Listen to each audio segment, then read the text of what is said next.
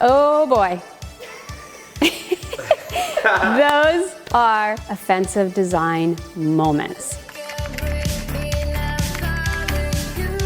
I have been heard to say, sometimes with my outside voice, ooh, that's offensive. And Kelly likes to say, ooh, that's a shame when looking at design. We can totally fix this for you. We're gonna give you some inspiration on what you can do when you're so close with your interior design at home to just take it that last little step to make sure that it's gonna be exactly what you love.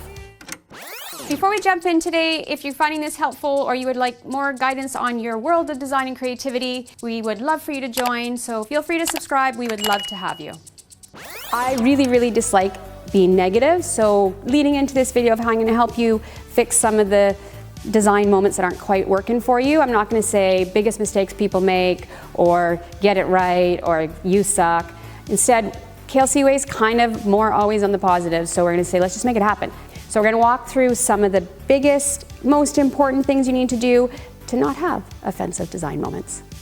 Design isn't like math. It's not like 1 + 1 = 2. So if you've done something and you're not loving it, you've not done it wrong. We just need to adjust, tweak, fix it so that you do end up loving the final result.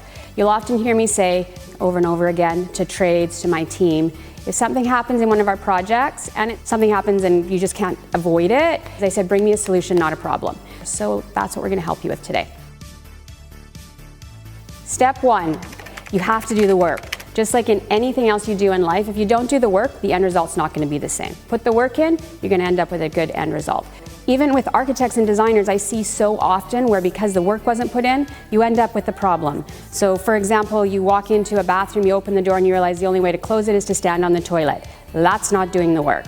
Or there's a street in my city that I really hate driving down because I find it offensive on this one building. They didn't do the work. They mixed 2 colors together, cranberry, cedar, wood. They just don't go together. If they'd done the work, these things wouldn't have happened. So before getting to a place where I need to help you fix it, I'm going to tell you the work that you need to do, the steps that you need to take before you start either designing a room, designing your exterior, any type of design. It's the same process. Another step of doing the work up front and getting your planning done is to put together your, what I call your zip folder. You take this everywhere with you. In that folder is going to go your graph paper with your measurements on it. You're also going to always carry a tape measure. You want to have in there your field color for your paint, so whatever that is for your main paint color needs to be in there. Anything you have already existing in your homes has to go into that zip folder, and that goes everywhere with you. Whether you're looking at inspiration online or you're doing some shopping, take it with you, because especially when you're shopping, lighting changes in every single store that you go into. So if you have your samples there, you can be like, oh, I know this is the cream that I like, and this cream is the same color as it.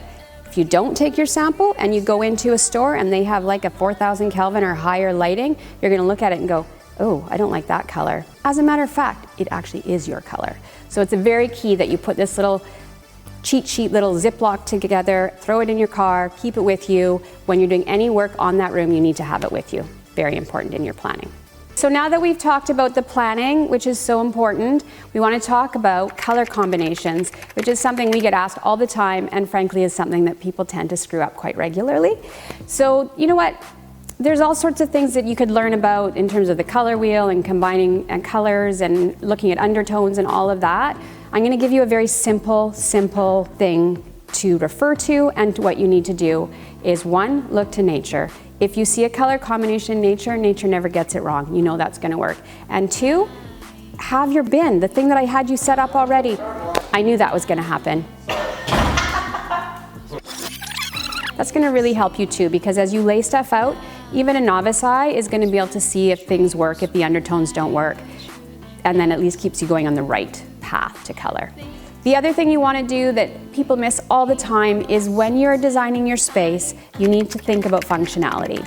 There are so many things we can talk about in this. I'm only going to touch on it very briefly, but design is offensive if it doesn't function properly. So we already talked about leaving enough space when you're moving around stuff, but even if you've got pets and you've picked a cream couch and your dogs are always on the couch, and then I come over to your house and the beautiful cream couch that you spent all this money on, that you worked so hard for, is covered in 500 blankets because your dogs can't be on the couch. That is not good function, and that is offensive design, because if you have a beautiful couch, we want to be able to see it. Don't pick cream that can't be washed if you have dirty feeted dogs. And finally, today we're going to talk about flow. So that's the other thing that can make design be, oh, it's such a shame. When you walk into a space and they've done everything else right, your furniture is lovely, it fits, the colors are good, the functionality works, but the whole flow of it, how it all comes together, doesn't work. Make sure you're incorporating everything from your lighting, which is so important, to how you transition from your kitchen into your family room if they're connected, and even going from there into other parts of your house. If the flow is not there, the design doesn't work. It doesn't matter how great your sofa is if the design of that sofa doesn't work with the dining room table.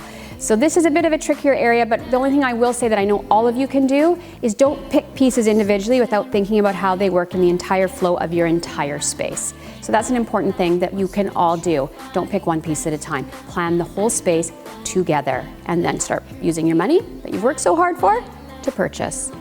Here I'm going to give you just a few examples of where, with a very small change, it could have gone from, that's offensive, to, oh, this is fantastic. So one example is in picking the wrong shape and wrong size area rug. And this one is also a good example of not checking the undertones of a carpet against all of the other samples in the room, and how we then took that and brought it together. So this rug was the wrong shape for this room. It made the furniture feel very awkward. It didn't create a flow through the space. It made the space feel very small, and the undertones of this rug did not work in the space. So what we did, because we always say bring us a solution, this client had already spent the money on this rug, so we looked around his home and we're like, oh, you know what, this goes fantastic in the primary bedroom. So we reused the rug, it looks great where it is now, and then we came up with a better shaped rug, as you can see from the images, that creates a much better flow.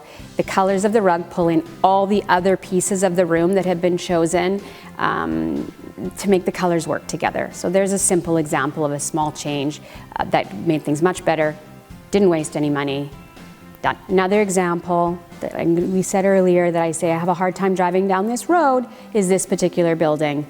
This can never happen. And again, I'm going to show you these two colors because find me a place in nature where these two colors exist together. So this is a good example that if even the developer had looked at this color palette when it was brought to them, they could say, do these two colors exist in nature together? And no, they do not. Bad idea. I totally believe that you guys can fix your own offensive design moments, but if you want some help, and if you've got a photograph of a space that you're like, this just isn't working and it's such a shame, send them to us and we will give you our feedback and give you some tips on what you can do to adjust them so that you go from offensive to oh so fabulous. And I hope you all have a fantastic day.